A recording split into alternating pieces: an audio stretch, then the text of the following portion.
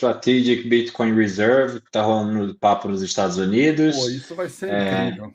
Eu acho que, pelo que a gente vê aí dos podcasters gringos e o pessoal que está ali nas entranhas do sistema, que tem acesso direto ao Bitcoin Policy Institute, lá o David Zell, o David Bailey da Bitcoin Magazine, esses caras têm contato dos filhos do Trump e do próprio Trump. E eles juram de pé junto que o negócio vai rolar. E que talvez role não apenas via Congresso, que é uma incógnita, né? Porque aí tem aquele longo trâmite que a Cynthia Lummis, senadora do Wyoming, protocolou o Bitcoin Act, mas via ordem executiva. E aí, se uma canetada, agora esse mês ainda, os caras começarem a comprar Bitcoin, falando, vou comprar 200 mil por ano durante 5 anos. E a gente já está vendo a Suíça, a República Tcheca, o Japão, uma cacetada de país também indo nessa direção de pensar em como fazer para acumular Bitcoin. Está muito claro para mim que a gente passou de fase e que agora chegou o momento da curva S, da fase exponencial, porque a hora que os países, os governos e as instituições, todos juntos, começarem a entrar na corrida de acumulação, o preço vai para a estratosfera muito, muito rápido. Na teoria dos jogos pura, né, Bernardo? Se você tem um país que começa a comprar Bitcoin, lembrando que o país ele compra a custo zero, né, gente? O país imprime a moeda e compra Bitcoin a custo zero. Quanto é um Bitcoin para os Estados Unidos hoje? Nada. Ele aperta um botão, imprime né, 600 mil dólares e compra 6 Bitcoins. Simplesmente ele aperta um botão e compra quantos Bitcoins ele quiser ou quantos estiverem disponível, que esse é o segredo. Não tem mais 10 milhões de Bitcoins disponíveis para você ir comprar. Não funciona dessa forma. Esse é o segredo. É por isso que o Bitcoin vai se valorizar muito, porque para os Estados Unidos ele fazer o preço médio e ele poderia imprimir 1 bilhão. O que é 1 bilhão de dólares para os Estados Unidos? É nada. É nada. Ele pode imprimir isso a hora que ele quiser, dando uma canetada. Então, se ele faz uma reserva e quer comprar 1 bilhão de dólares de Bitcoin, ou seja, algo hoje que seria aí 10 mil Bitcoins, né, não necessariamente tem 10 mil Bitcoins no mercado para vender. E ele não vai. Se eu não me engano, hoje tem 40 mil em todas as exchanges do mundo, né? Então, se eles entrarem com.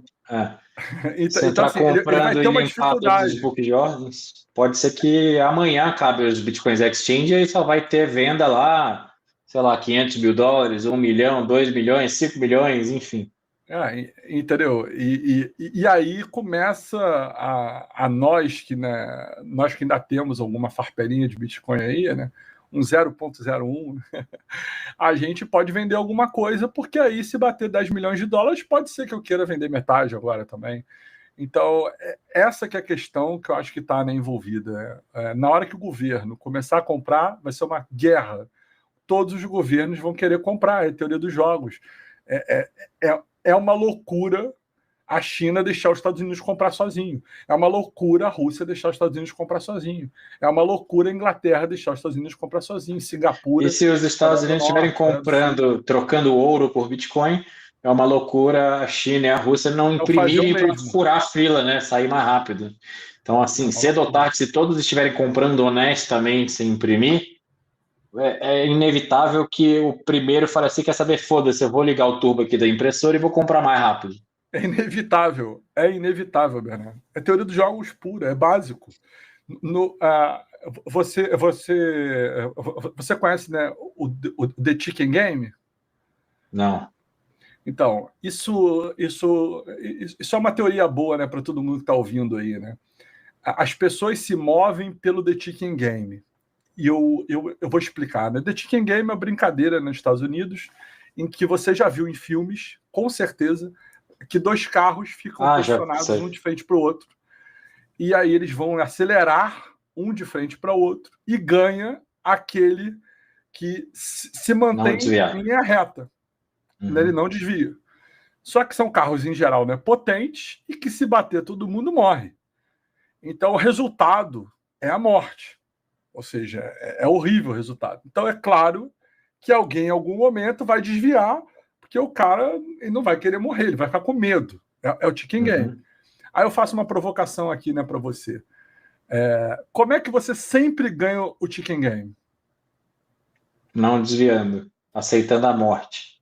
Não, mas você corre o risco do outro cara pensar igual a você e aí vocês baterem de frente e os dois morrerem. Sim. Agora, como é que você sempre ganha? Como você induz o cara para ele perder? Ou seja, você faz um jeito matemático, um jeito lógico. Óbvio que eu estou, né, pensando que o outro cara tem um mínimo de QI, tem QI pelo menos 90, ou seja, maior do que a média do Brasil. Então, assim, como é que você faz para você sempre ganhar? E a teoria é simples.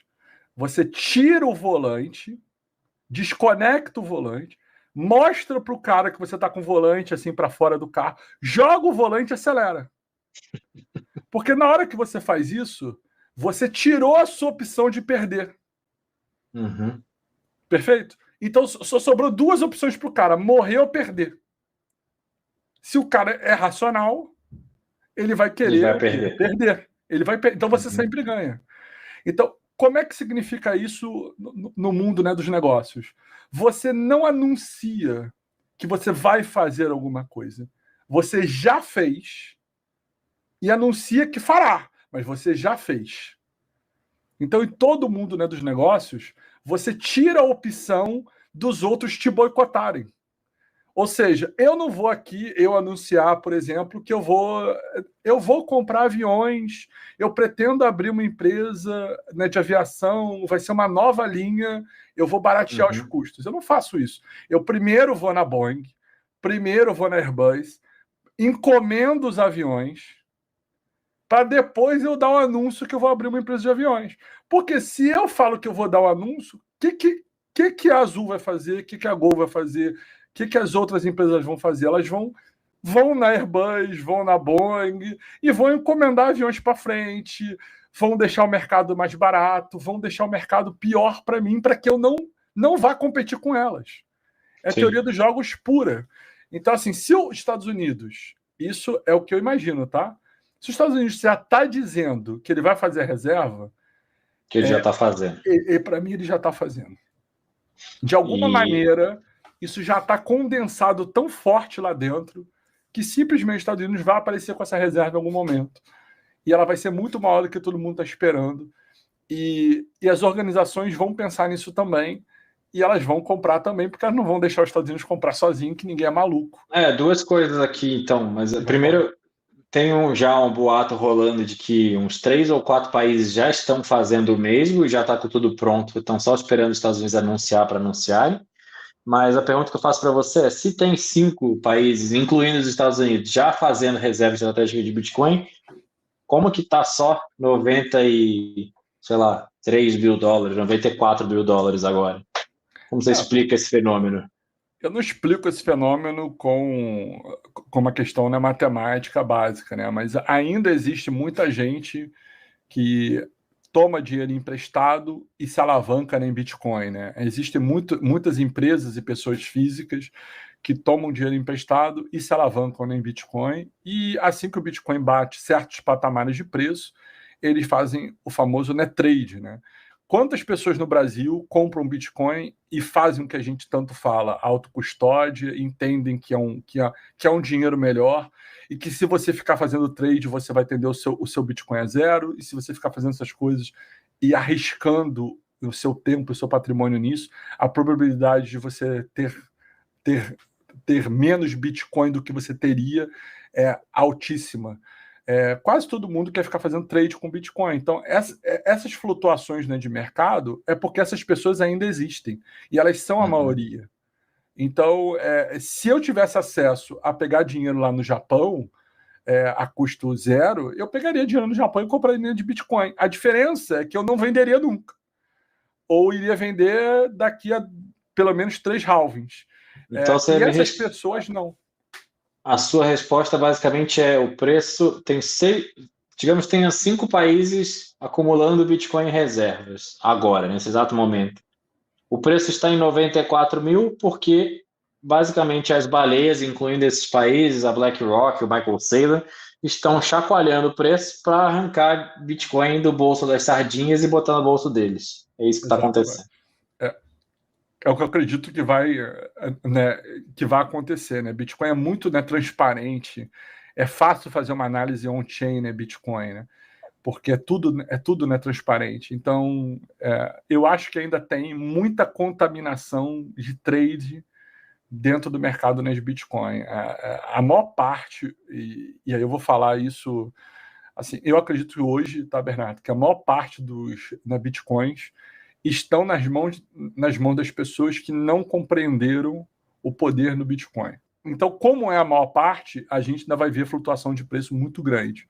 Em algum momento, quando virar reserva dos governos, reserva mesmo, que o cara não vai mexer, como nós não mexemos, aí eu acredito que eles, mais a galera da antiga, que deve ter uns 2 milhões de bitcoins guardados, na galera da antiga, 2, 3 milhões. Isso, obviamente, não estou considerando nessa Satoshi, né?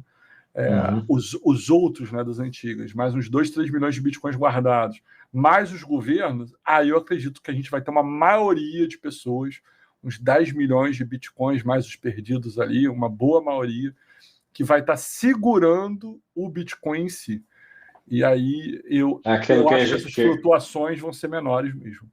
Aquela teoria dos hodl flow vai estar em alta, né? O stock to flow vai estar em alta nesse momento, né? Porque aí só compra Bitcoin de mineração, né, meu amor? Não tem Bitcoin de outra maneira a ser produzido no mundo. Ou você compra porque alguém quer vender, ou você compra porque o minerador tem que pagar a conta de luz.